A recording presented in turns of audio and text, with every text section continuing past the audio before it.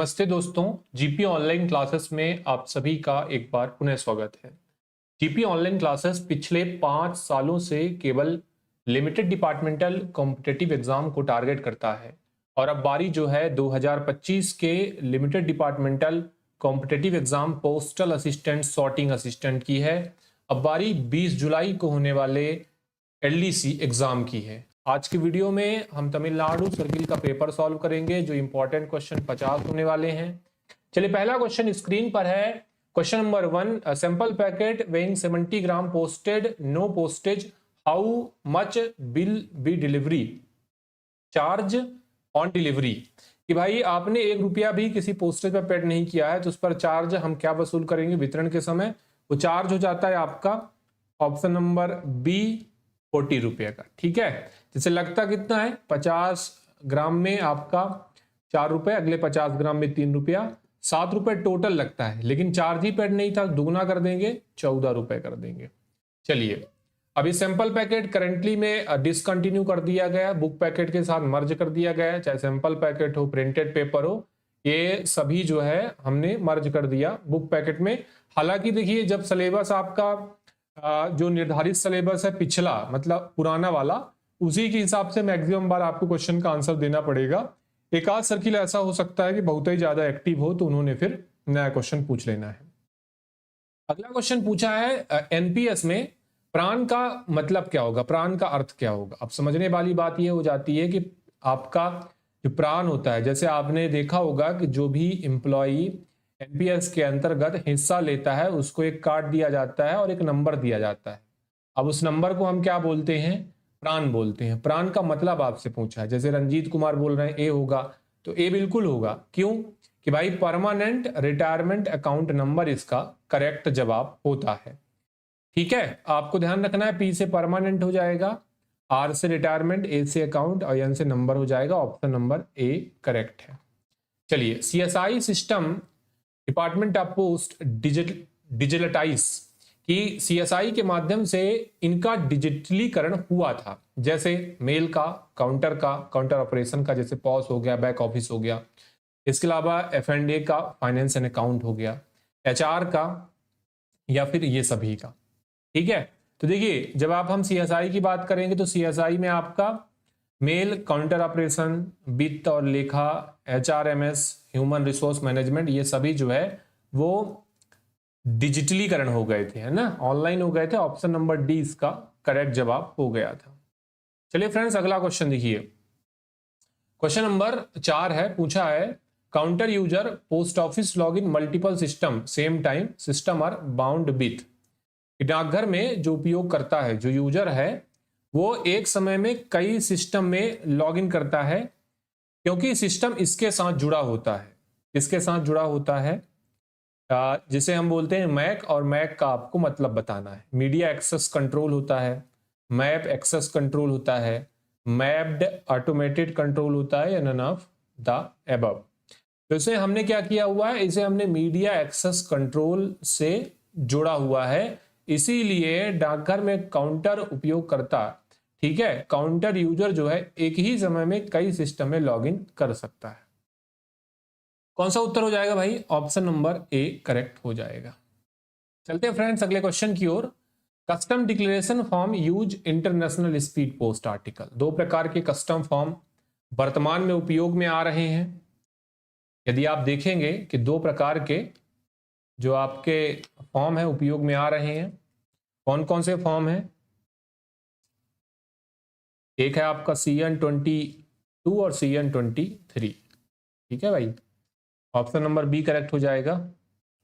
अगला क्वेश्चन आप पिक कर लीजिए। आपको एक अलग चयन करना है, जैसे मेघदूत पोस्ट कार्ड है, रिप्लाई पोस्ट कार्ड है, प्रिंटेड पोस्ट कार्ड है, कंपटीशन पोस्ट कार्ड है। तो इसके बारे में डाटा तो ज़्यादा मुझे नहीं मिला, लेकिन एज पर तमिलनाडु सर्किल के फाइनल आंसर के हिसाब से इसका उत्तर जो है उन्होंने सी सेलेक्ट किया था। ठीक है, आगे कोई डाटा इसके बारे में मिलता है तो मैं आपसे जरूर जो है साझा करने वाला हूँ। चलिए, क्वेश्चन नंबर 7 को पिक कर लीजिए। नाइट पोस्ट ऑफिस के वर्किंग आवर जो होते हैं वो एक्सटेंड किए जा सकते हैं कितने समय तक, और इसे एक्सटेंड करने का अथॉरिटी कौन होता है। तो बेसिक क्वेश्चन है ये, ठीक है, ये POG 1 का बेसिक क्वेश्चन है। आपसे पूछ रहा है कि नाइट पोस्ट ऑफिस जो है वो इतने बजे तक बढ़ाया जा सकता है, उसका वर्किंग आवर तो कितने बजे तक।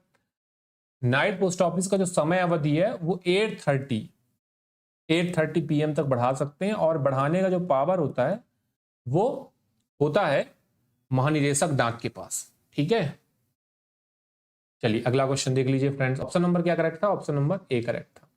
Under which section IPC is the manufacture fictitious postage stamp any purpose what ever prohibited. कि किस दंड संहिता के तहत काल्पनिक डाक टिकटों का निर्माण और उपयोग जो है पूरी तरीके से प्रतिबंधित किया गया है। ठीक है, कौन सा धारा था? धारा था 263A IPC act 263A। IPC को भी हमने अभी बदल दिया है, लेकिन पुराने हिसाब से उसे हम आईपीसी ही बोलेंगे, है ना। शाखा डाक, इसका ऑप्शन ए करेक्ट था। शाखा डाकघर के अलावा किसी और डाकघर में जब आप बीमा करते हैं उसका लिमिट 1 लाख रुपए होता है। Option number C. Basic question पूछे गए थे। तमिलनाडु सर्किल हालांकि कभी बेसिक क्वेश्चन पूछता नहीं, लेकिन 24 में सारे बेसिक क्वेश्चन। अब अगला क्वेश्चन पूछ लिया था इन्होंने कि भाई मेल सॉर्टिंग जो होता है, मेल सॉर्टिंग कार्यालय होता है, उसको कितने भागों में हमने बांट रखा है, उस पर कितने विभाग होते हैं। आपसे सीधा सवाल ये पूछ रहा है। कितने विभाग होते हैं? 4 विभाग होते हैं। ठीक है, कौन कौन से होते हैं वो भी आप कमेंट बॉक्स में डाल सकते हैं अगर आपको याद है तो। चलिए, second class mail are forwarded by air under which are the following circumstances. कि जो सेकंड क्लास का मेल होता है उसे हम भेजते हैं। ठीक है, कैसे? वायु संचरण के लिए यदि किसी भी व्यक्ति ने, किसी कस्टमर ने मार्क किया है तो पहला तो हो जाएगा कि हाँ यार, अगर उसने लिख दिया है आर्टिकल पर तो हम उसे जरूर से हवाई से भेजेंगे, ये तो कंडीशन हो गया। और दूसरी बात होनी चाहिए कि उसने हवाई का चार्ज भी उस आर्टिकल के लिए पेड किया हो। तो दोनों बातें सही है, ऑप्शन सी है इसका करेक्ट हो जाएगा। ठीक है, अगला क्वेश्चन देखिएगा। Who is authorise franking machine licence issue. Who is authorise to issue franking machine licence. कौन जारी करता है फ्रैंकिंग मशीन के लिए लाइसेंस? 12 का उत्तर ये हो जाएगा क्योंकि हेड ऑफ डिवीजन जो एसपीओज होते हैं वही फ्रैंकिंग मशीन का लाइसेंस जारी करते हैं। निम्नलिखित में किस वस्तु के लिए पंजीकरण अनिवार्य है? इंश्योर्ड आर्टिकल के लिए, ऑर्डिनरी के लिए, आरएनपी के लिए या बुक पोस्ट के लिए? आपको एक बात पता होगा कि इंश्योर्ड आर्टिकल है, बीपी आर्टिकल है, ऐसा आर्टिकल जिसे रिपोस्ट कर रहे हैं, इन सब के लिए रजिस्ट्रेशन जो क्या होता है वो कंपलसरी होता है। ऑप्शन नंबर ए बिल्कुल करेक्ट है। जो एसआरओ होता है, एसआरओ और एचआरओ होते हैं, ये दोनों किसके यूनिट हैं? आपसे पूछा तो केवल एसआरओ का है, लेकिन आपको पता होना चाहिए कि दोनों जो है वो किसके यूनिट हैं? आरएमएस डिवीजन के यूनिट हैं, आरएमएस डिवीजन के अंतर्गत आते हैं। और जैसे रिकॉर्ड ऑफिसर होता है ना, अब जैसे आप यदि थोड़ा सा तुलना करेंगे तो आप बोलेंगे कि जैसे हमारा पोस्ट ऑफिस में पोस्टमैन होता है, आरएमएस में मेल गार्ड होता है। पोस्ट ऑफिस में पोस्टल असिस्टेंट हो जाता है सर, तो आरएमएस में सॉर्टिंग असिस्टेंट हो जाता है। लेकिन सर रिकॉर्ड ऑफिसर के बराबर जो है वो पोस्ट ऑफिस में कोई अधिकारी होता है? रिकॉर्ड ऑफिसर की तरह कोई भी इंचार्ज पोस्ट ऑफिस में नहीं होता है। ये बात आपको नोट डाउन करके रखना है। ठीक है, तो ये भी एक अपवाद है कि आरओ जो है उसके तुल्य में कोई भी पीओ में ऑफिसर नहीं होता, वो एक सेपरेट पोस्ट है। ठीक है, आरओ का टाइप है एसआरओ और एचआरओ। ठीक है, आरओ के टाइप है। अब रिकॉर्ड ऑफिसर हम एसआरओ को भी बोल सकते हैं, एचआरओ को भी बोल सकते हैं, ये बात आपको ध्यान रखना है। चलिए अगला क्वेश्चन देखिएगा। नेक्स्ट क्वेश्चन 15 नंबर का है। If a postal division enter BNPL agreement with any organisation it stand for. BNPL के साथ हमने किसी संस्थान में एग्रीमेंट किया है, तो बीएनपीएल का मतलब क्या होगा? बुक नाउ पे लेटर। अब इस पे पूरी बुकिंग पहले हो जाएगी, बाद में हमारा पेमेंट होगा। इस पर 12% का इंटरेस्ट होता है यदि आपने समय से पैसे का भुगतान नहीं किया है तो। ठीक है, क्वेश्चन नंबर 15 का उत्तर सी सही हो जाएगा। चलिए अगला क्वेश्चन देखिएगा। क्वेश्चन नंबर 16 है। Maximum working hour branch post office 5 hour. Basic question हो गया। मिनिमम पूछेगा तो आपको 4 आवर बताना है और मैक्सिमम पूछेगा तो 5 आवर बताना है। ठीक है फ्रेंड्स, चलिए अगला क्वेश्चन देखिएगा। अगला क्वेश्चन है 17 नंबर का। When the last day payment any postal कि जैसे किसी भी चार्ज को भुगतान करने के लिए अंतिम दिन रविवार है या छुट्टी है, तो ऐसे लेन देन के लिए कौन सा अंतिम दिन माना जाता है? ऐसे लेन देन के लिए कौन सा दिन अंतिम माना जाता है, ये बात आपको नोट करके रखना है। तो हमने क्या सीखा था? हमने ये सीखा था पीओजी 1 में कि यदि कोई ऐसा दिन फंसता है, जैसे VP का डीमार चार्ज है और वो दिन जो है रविवार फंस जाता है, और रविवार फंस गया तो हम रविवार को कैलकुलेट नहीं करते, बल्कि अगला जो वर्किंग डे होता है मंडे, उसको हम कैलकुलेट करते हैं। ऑप्शन बी इसका बिल्कुल करेक्ट है। Reference to RICT, which of the following cannot be considered peripheral of main computing device? RICT के संदर्भ में निम्नलिखित में से किसे कंप्यूटिंग डिवाइस का परिधीय नहीं माना जाता? Laser printer, thermal printer, 2D scanner, fingerprint scanner. देखिए इसका जो RICT डिवाइस आया था, अभी तो बंद हो गया है, उसमें थर्मल प्रिंटर भी था, 2D स्कैनर भी था और फिंगरप्रिंट स्कैनर भी था।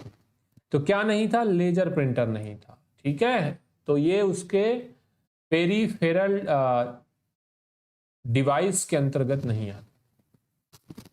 चलिए, विदेशी पत्र का पंजीकरण शुल्क क्या था? विदेशी पत्र का पंजीकरण शुल्क कितना लगता है? क्वेश्चन नंबर 19 करिए। 150 रुपए है। क्वेश्चन डिलीट कर दिया था। ठीक है, क्यों? क्योंकि ये जो है पुराना पूछ लिया था, अभी का डाटा 150 रुपए है, तो करंट के हिसाब से नहीं पूछा था, इसलिए डिलीट करना पड़ा। ठीक है, current registration charge 150। Sukanya Samriddhi account खोलने के लिए कितना का आपको मिनिमम अमाउंट देना पड़ता है? 250 है, 500 है, 1000 है, 5000। सुकन्या समृद्धि की बात करें तो 2-3 चीजें आपको ध्यान में रखना है। लड़की का उम्र 18 साल हो जाता है, 10वीं कक्षा पास कर लेती है तो 50% पैसा विड्रॉवल कर सकते हैं। पूरे सत्र में आप मतलब पूरे कार्य मैच्योरिटी तक 5 विड्रॉवल संभव है, 1 वर्ष में 1 विड्रॉवल संभव है। ये बात आपको नोट करके रखना है। कुछ बेसिक चीजें हैं जो आपको परीक्षा के दृष्टिकोण से इंपॉर्टेंट है। गुणांक की बात करें तो 50 के गुणांक में जाता है, 250 इसका करेक्ट जवाब था, मतलब ऑप्शन ए। विदेश पार्सल के संबंध में गलत छांटना है। लंबाई 1.05, लंबाई के अलावा किसी अन्य दिशा में जो सबसे बड़ी परिधि का योग होगा 2 मीटर। न्यूनतम जो मेजर है वो इसका हो जाएगा 90/40। 1, 2 और 3 बिल्कुल सही जवाब है। ठीक है, option A, option B, option C बिल्कुल सही है। श्रवण सिन्हा जी बोल रहे हैं डी जो है गलत है, क्योंकि मैक्सिमम वेट अभी भी जो आपका विदेश पार्सल है उसका कितना है? 20 किलो है। विदेश पार्सल में रजिस्ट्री का सुविधा उपलब्ध नहीं है, ये बात आपको नोट करके रखना है। ठीक है, ऑप्शन डी हो जाएगा।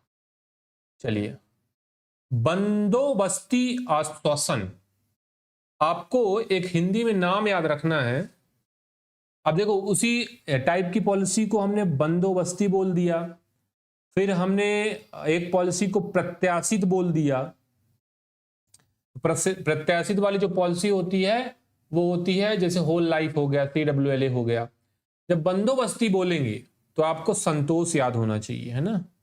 हिंदी में इसे बंदोबस्ती, इसे हम एंडोमेंट एश्योरेंस भी बोलते हैं। तो इसके अलग अलग नाम है, तो अलग अलग नाम आपको ध्यान रखना। जैसे आपको परीक्षा में पूछ लिया ना कि भाई बंदोबस्ती आश्वासन, जिसे एंडोमेंट एश्योरेंस कहते हैं, तो इसका एक नाम है संतोष। ठीक है, चलिए भाई, एशिया प्रशांत डाक संघ एक प्रतिबंधित संघ है, उसका मुख्यालय किस शहर में है? नई दिल्ली, जकार्ता, तेहरान, बैंकॉक। कहां पे है? बैंकॉक थाईलैंड में है। 1961 में इसकी स्थापना हुई थी। चलिए friends, metal token are use by category of official. Metal token जैसे RMS के जो चयनित अधिकारी होते हैं उनको दिया जाता है, जो सेक्शन में काम करते हैं, बैन में काम करते हैं, डाक के आदान प्रदान में काम करते हैं। अब मेटल टोकन के लिए जो रिस्पॉन्सिबल अधिकारी होता है वह रिकॉर्ड ऑफिसर। इसका नामावली बनाना, मेटल टोकन गुम जाए तो उसको सूचना देना, उसके लिए अगर कोई कर्मचारी छुट्टी में जाता है तो मेटल टोकन जमा करना, ट्रांसफर होता है तो जमा करना, ये सब आरओ का जिम्मेदारी होता है रिकॉर्ड ऑफिसर का, और ये दिया जाता है सेलेक्टेड आरएमएस ऑफिशियल। अगला 25 नंबर है एसओ स्लिप का मूवमेंट कैसे करते हैं। एसओ स्लिप जो होता है वो कैसे जाता है, एचओ टू एसओ जाता है ना, बेसिक क्वेश्चन है, ऑप्शन ए करेक्ट है। चलिए, विभागीय कर्मचारी के माध्यम से यदि खुले में, है ना, खुले मतलब लूज में, बिना किसी वाहन के अगर नकदी ले जा रहा है तो उसका लिमिट कितना है, 5 लाख। ठीक है, 5 लाख तक ले जा सकता है, और ये लिमिट रिवाइज कर सकते हैं अडॉप्ट सर्कल। ठीक है, समीक्षा करके हर एक साल इस पर जो भी अपना रिकमेंडेशन है वो दे सकते हैं। ये पॉइंट आपको नोट करके रखना है। अगर 2 विभागीय कर्मचारी हो जाते हैं तो लिमिट जो है 10 लाख हो जाता है। ठीक है, जगमीत जी, दीपक ठाकुर जी, सबका सही है। अगला क्वेश्चन है ईएमवी चिप, ये भी रिपीटेड है। अब देखिए, जितने भी क्वेश्चन मिल रहे हैं आप यदि देखोगे तो आपको एक चीज सीखने को मिलेगा कि भाई अगर मैं पढ़ के जा रहा हूं तो PYQ जरूर पढ़ के चला जाऊं। हो सकता है मेरा कैटेगरी ए हो, और कैटेगरी ए में मैं थोड़ा बहुत पढ़ के भी जाता हूं तो सिलेक्शन हो जाएगा। ठीक है, कैटेगरी बी वाले को तब पर भी बहुत मेहनत करना पड़ेगा यदि आपके सर्किल में वैकेंसी नहीं आती तो, क्योंकि जितना इन्होंने जिस प्रकार का नियम कैटेगराइज किया है, शायद ही किसी और ऑर्गेनाइजेशन में, किसी डिपार्टमेंट में इतना लो कैटेगरी का नियम होगा। ठीक है, चलिए 27 नंबर क्वेश्चन था, और इसका उत्तर जो है एटीएम कार्ड था, इसका उत्तर डी था। अगला क्वेश्चन स्क्रीन पर है 28 नंबर का। Which section custom act 1962 empower custom department to prohibited import certain goods. Section 10, 11, 12, 13। Category system को मैंने इसलिए क्रिटिसाइज किया है कि देखिए, जब कैटेगरी सिस्टम आता है तो डिपार्टमेंट यदि चाहता है कि उसको मलाई लड़के चाहिए, मलाई का बोलूंगा कि जो लड़के मेहनत करके एग्जाम देने जाते हैं उन पे, और जो थोड़ा कम पढ़ के जाते हैं उन पर कोई डिफरेंस नहीं रह जाता। अगर विभागीय परीक्षा में अनुभव की बात करेंगे तो अनुभव तो उस MTS के पास भी बहुत सारा होता है जो 4 साल नौकरी कर चुका होता है। बस माजरा इस बात का है कि उसके 5 नहीं हुए हैं तो ये कैटेगरी में नहीं जाता। ठीक है, तो ये बेसिक चीजें हैं। तो अगर डिपार्टमेंट जो है कैटेगरी सिस्टम की जगह है परसेंटेज कोटा देता, ये कैटेगरी वाले को मतलब जिसका 5 साल हुआ है उसको दे देते हैं 60% कोटा, जिसका 4 साल हुआ है उसको बी कैटेगरी में रखते हैं, उसको दे देते हैं 30% का, और GDS को देते हैं 10% का। फिर डिपार्टमेंट जो है जिस प्रकार के लड़के लाता, मतलब जो एकदम टैलेंट वाले लड़के आते 90, 85 वाले, तो उनमें थोड़ा सा उसको अच्छी चीज मिलती। इसका उत्तर जो है वो क्या हो गया, सेक्शन 11 मतलब बी करेक्ट है। रिपीटेड क्वेश्चन है फ्रेंड्स। चलिए अगला क्वेश्चन देखिएगा। The inland letter card foreign communication is permissible with which of the following group of country. Bhutan, Bangladesh, Myanmar, Sri Lanka, Maldives, Myanmar, Pakistan, Afghanistan, Iran, Thailand, Laos, Vietnam. निम्नलिखित में से किस समूह के देशों के साथ विदेशी संचार के लिए अंतर्देशीय पत्र कार्ड की अनुमति होती है। भूटान, बांग्लादेश, म्यांमार। देखिए ऑप्शन ए करेक्ट हो जाएगा। ILC का परमिशन जो है, जो आपके अगल बगल के कंट्री है वहां पर दिया जाता है। ऑप्शन ए करेक्ट है। आपको बताना है PMSBY में मैक्सिमम बीमा कितना दिया जाता है। PMSBY हो, PMJJBY हो, दोनों ही स्कीम में आपको 2 लाख अधिकतम है। ठीक है, 2 लाख अधिकतम बीमा दिया जाता है, भारत सरकार की स्कीम। ठीक है, अगला क्वेश्चन देखिए, बिल्कुल नेपाल भी है, नेपाल भी आपको याद रखना है। अगला क्वेश्चन है warehousing services feature offered by which service India post. Warehousing की सुविधा किस पोस्ट के तहत दी जाती है, आपसे पूछा जा रहा है। पहला है आपका स्पीड पोस्ट, दूसरा है आपका मीडिया पोस्ट, और तीसरा है लॉजिस्टिक पोस्ट। वेयर हाउसिंग की सेवा, रिटर्न लॉजिस्टिक की सेवा, इसके अलावा पिकअप की फैसिलिटी, FTL की फैसिलिटी, LTL की फैसिलिटी, ये सब लॉजिस्टिक पोस्ट में मिलती है ना। इसके लिए आपको सर्किल हेड से कांटेक्ट करना पड़ता है। अगर 90 लाख का बिजनेस देते हैं, ठीक है, मंथ में 90 लाख का बिजनेस कोई भी कॉरपोरेट ग्राहक देता है, तो उसके लिए जो छूट की दर होती है वो कितनी होती है, मैं आपको बता देता हूं। 50,000 से लेकर 5 लाख तक छूट है 10%, 5 लाख से 25 लाख है 15%, और 25 लाख से 1 करोड़ है 20, 1 करोड़ से 5 करोड़ है 25, 5 करोड़ से एबव है 30। तो ये 90 लाख आपका 25 लाख से 1 करोड़ के बीच में है, तो ऑप्शन जो है वो करेक्ट हो जाएगा 20। श्रवण सिन्हा जी बिल्कुल सही जवाब है। श्री कन्वर जी बिल्कुल सही जवाब है। पोस्ट रेस्टांते का उपयोग 1 महीने से अधिक नहीं कर सकते हैं, क्या ये बात पता है? बिल्कुल पता है सर, ऑप्शन ए करेक्ट है। बार बार ये क्वेश्चन आ गया और हमको रट गया है सर, हम इस क्वेश्चन को गलत कभी नहीं करेंगे, और मैं आपसे उम्मीद भी इस क्वेश्चन के लिए नहीं करता। ठीक है, उपयोग पूछा है, रोकने की अवधि नहीं पूछा, थोड़ा सा लॉजिक लगाइएगा। उपयोग पूछा है,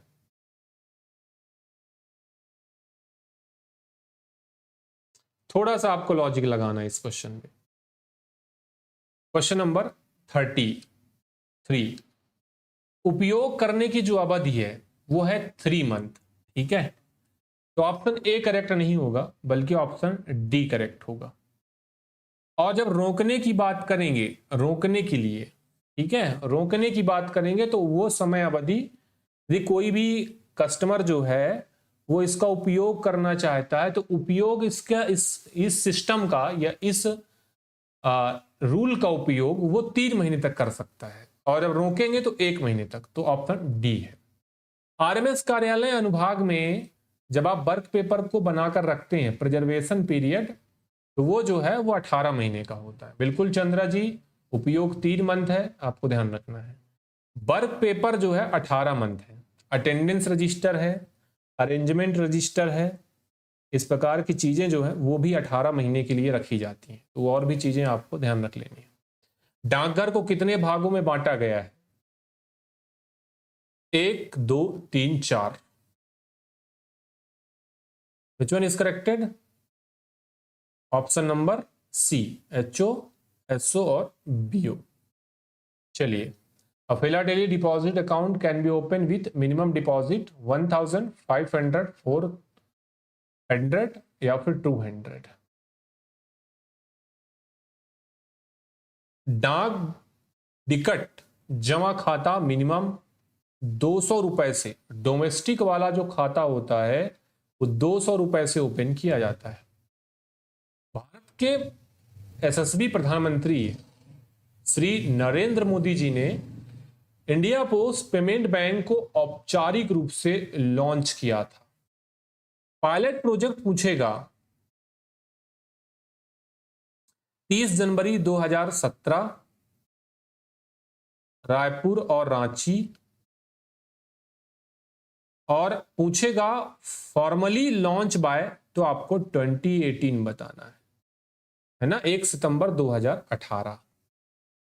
चलिए, सिक्का हो गया, बुलियन हो गया, कीमती पत्थर, आभूषण, करेंसी नोट, इनकी वस्तुएं अंतर्देशीय डाक के माध्यम से केवल registered, insured, confidential, can not be sent, केवल किस माध्यम से भेजी जाती है?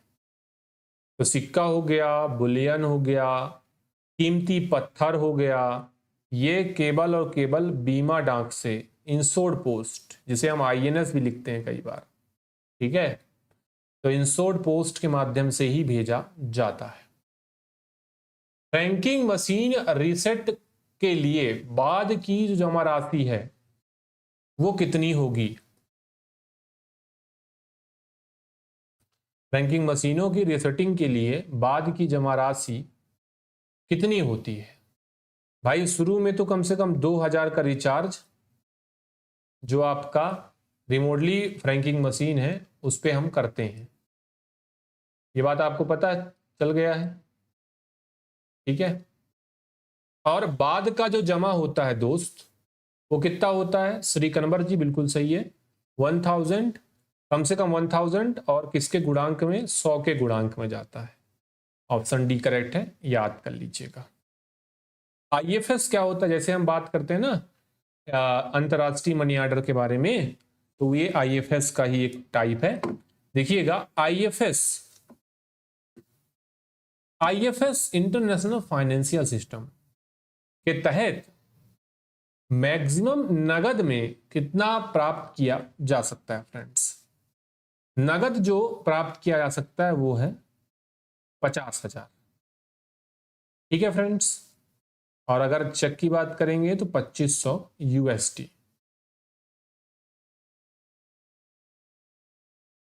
ये दोनों बातें आपको नोट डाउन करके रखना है फ्रेंड्स। अगला क्वेश्चन आपके स्क्रीन पर है। संपूर्ण जीवन बीमा, जिसे हम होल लाइफ एश्योरेंस बोलते हैं, होल लाइफ एश्योरेंस, ऋण की सुविधा जो होती है वो 4 साल के बाद होती है। जैसे आपका प्रत्याशित वाला होता, मतलब इंडोमेंट्स होता, संतोष होता, तो उस पर आपको लोन 3 साल बाद मिल जाता, लेकिन जो आपका संपूर्ण जीवन बीमा होता उस पर लोन 4 साल मिलता है। मेघदूत पोस्ट कार्ड का आयाम क्या होता है? 14/9। अभी पीओ रूल 2024 के हिसाब से बात करेंगे तो सभी प्रकार के पोस्ट कार्ड मर्ज कर दिए हैं। पीओ रूल के जो इंपॉर्टेंट बदलाव हुए हैं उसका 20-25 मिनट का एक वीडियो बनाया है, वो जल्दी आपको ग्रुप में प्रोवाइड होगा, वो जरूर देख लीजिएगा, क्योंकि मेजर जो चेंजेस हुए हैं वही हुए हैं। उसके बाद कुछ और PDF दूंगा, लेकिन वो वीडियो देख लीजिएगा ताकि आपको बेसिक क्लियर हो जाए जो इंपॉर्टेंट चीजें हैं। 14/9 होगा। चलिए, स्पीड पोस्ट में जो POD चार्ज होता है वो क्या है? 10 रुपया प्रति आर्टिकल। प्रूफ ऑफ डिलीवरी चाहिए आपको तो 10 रुपया प्रति आर्टिकल आपको देना पड़ता है। ठीक है, इंपॉर्टेंट क्वेश्चन है, ध्यान रख लीजिएगा फ्रेंड्स। कैश ऑन डिलीवरी के तहत मैक्सिमम जो है वो कितना भेजा जा सकता है? अब 2-3 चीजें आपको रिवाइज कर देता हूं। कैश ऑन डिलीवरी और VP मर्ज कर दिए गए, तो VPMO की जगह अब CODMO आ गया। ठीक है, आपको बात ध्यान रखना है कि VP का सर्विस डिसकंटिन्यू हो गया और धीरे धीरे इसका प्रचालन जो है वो आपको देखने को नहीं मिलेगा। 50,000 जब आप सही है, इसको ध्यान रख लीजिएगा। लेकिन सिलेबस में आपके सब पुरानी चीजें दी गई हैं, तो ऐसा बिल्कुल भी कंफ्यूजन आपको अपने दिमाग में नहीं डालना है कि सर वहां से क्वेश्चन आएगा। 1-2 क्वेश्चन आ सकता है, सर्किल पूछ सकता है जो ज्यादा एक्टिव है, लेकिन मैक्सिमम जो है वो पुराने हिसाब से पेपर देखने वाले हैं ना, क्योंकि जब उसको प्योर रूल ही देना होगा तो प्योर रूल पहले सिलेबस में डालेगा, उसके बाद देना पड़ेगा, वरना आप भी तो कई रास्ते अपना सकते हैं क्वेश्चन को गलत करवाने के लिए। वॉल्यूम 7 के अनुसार सर्किल प्रमुख द्वारा जारी किए गए जो सर्कुलर होते हैं वो 3 साल के बाद नष्ट कर दिए जाते हैं। अब 3 साल की गिनती जो की जाती है वो कैसे की जाती है? जैसे अब इस सरकारी वर्ष में जारी किया गया है तो अगला जो अप्रैल आएगा उस अप्रैल से हम 3 साल की गिनती करते हैं। ठीक है, जिस सरकारी वर्ष में जारी हुआ है उसको छोड़कर अगले आने वाले अप्रैल से 3 साल की इसकी गिनती करते हैं। ऑप्शन सी करेक्ट था फ्रेंड्स।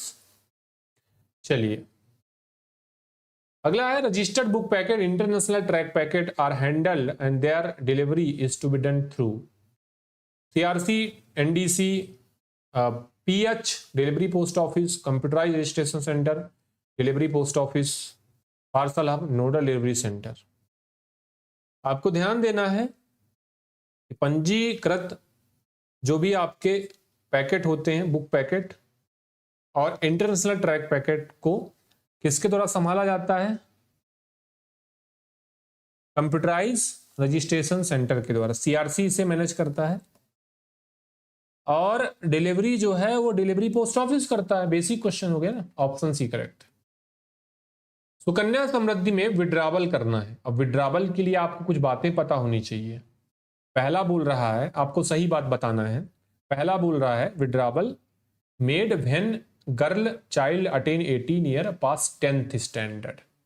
2 कंडीशन है, या तो वो 10वीं कक्षा पास कर ले या तो वो 18 साल की उम्र प्राप्त कर ले। भाई पहला सही है। जो विड्रावल है वो 50% हो सकता है, भाई सही है।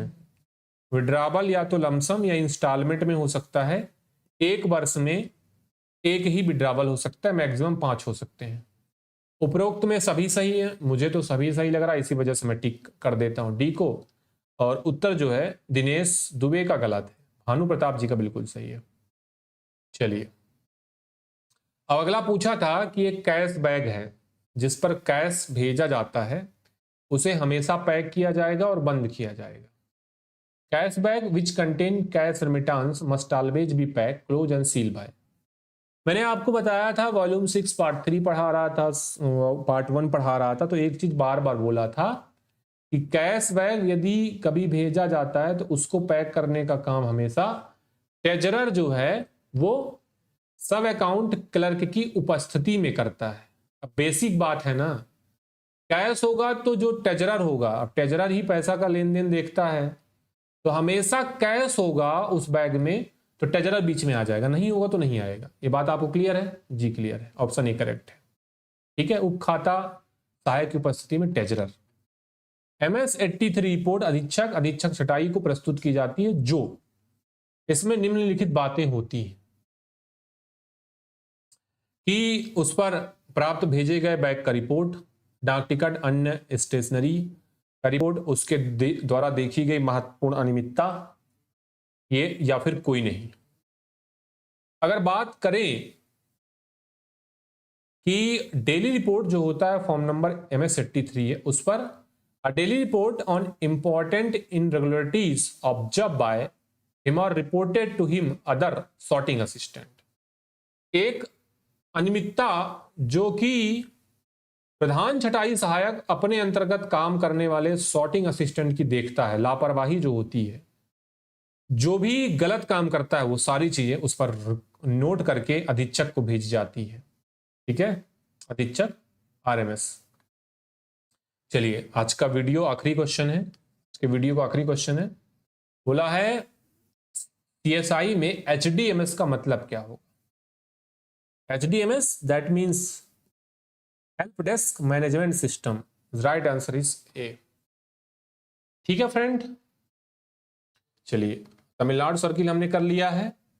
फिलहाल में इस वीडियो के लिए इतना ही करेंगे। जुड़ने के लिए आप सभी का धन्यवाद।